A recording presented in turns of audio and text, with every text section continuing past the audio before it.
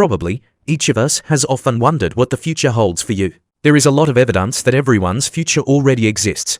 Quite a lot of facts have been collected that indicate the inevitability of events lying in the future. These facts also indicate that it is impossible to avoid the predestined. But is this really the case? Is everything in our life subordinated to fate, or does a person have freedom of choice? Analyzing the collected facts, we will try to give answers to these questions. Why should a person not turn to different kinds of predictors to look into their future? Because our future reality exists long before its incarnation. History knows many cases of the inevitability of fate. Such cases speak only about one thing. Our future reality exists long before its incarnation and manifests itself in our perception at the right moment.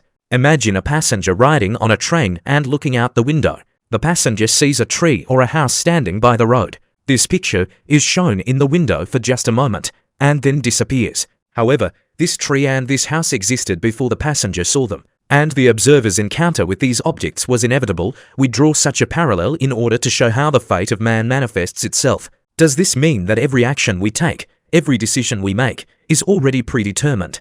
A sense of the future, as only one of the possible variants of events, can be found among well-known predictors. For example, Gregory Rasputin's warning, which was addressed to Pyotr Stolypin. Thus, there are facts that confirm that our future has already been shaped and is unchangeable. Other facts indicate that the future is changeable and depends on our decisions. Precisely because our future has several options for the development of events, a person should not try to look into it. Predictions are dangerous because they tend to come true. Predictors do not so much see the future as point at one of its variants, making it real. An accident that might not have happened, having been predicted, gains strength and is realized.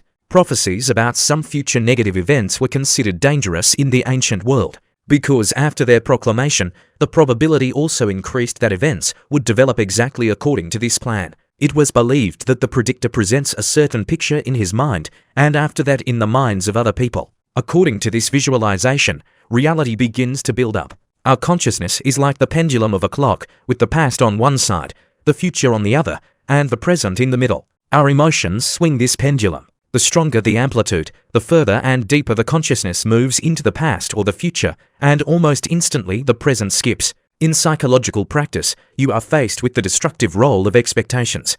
People who live well are convinced that their lives are full of problems, because in their mind everything should be different. But reality will never match expectations, because expectations are a fantasy. As a result, such people suffer until they manage to destroy the expectations of another life. As soon as this happens, everything gets better. What are we doing with our future? We build it in our minds and believe in it ourselves. Here we must start with a psychological paradox. We mix and do not distinguish between what happens regardless of our actions and what happens when we turn on. This paradox expresses the peculiarity of our attitude towards the future.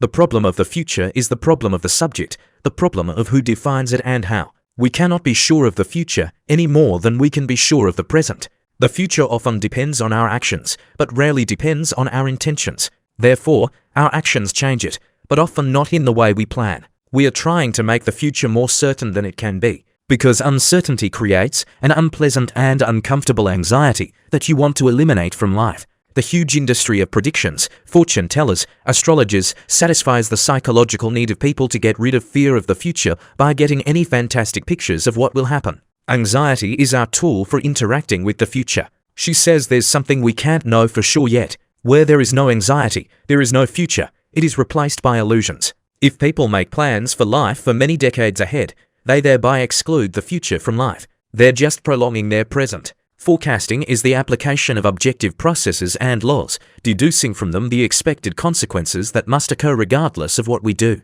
The future is what will happen. If you are designing the future, here, on the contrary, the desired goal, the result, is primary. We want something, and based on this goal, we plan how to achieve it. The future is what it should be. Openness to dialogue with uncertainty and opportunities in the future beyond our scenarios, forecasts and actions. The future is something that is possible, which cannot be ruled out. The possibilities of each individual and humanity as a whole to influence the future are limited, but they are always different from zero. If we treat the future as destiny, this attitude excludes us from shaping the future. Research by American psychologist Salvatore Maddi shows that when a person uses his minimal opportunities to somehow influence a situation, he is able to cope much better with the stresses of life than when he believes in advance that nothing can be done and does not try. At least it's good for your health. Treating the future as a project does not allow you to see what does not fit into it. Ancient wisdom is known. If you want something very badly, then you will achieve it, and nothing more. Treating the future as an opportunity allows you to interact with it as productively as possible. The meaning of the future is revealed primarily not in ourselves and not in the world itself, but in our interaction with the world, in the dialogue between us. By itself, the meaning that we are talking about, trying to understand what awaits us in the future, arises in the process of life itself. It is difficult to find or program it in advance. Socrates reminded us that besides what we know, there is something that we do not know. But there's also the fact that we don't even know that we don't know it. The latter is beyond the ability of our forecasting and planning. The problem is to be prepared for it. The future is something that hasn't happened yet. For the first time in human history, the world is changing so fast.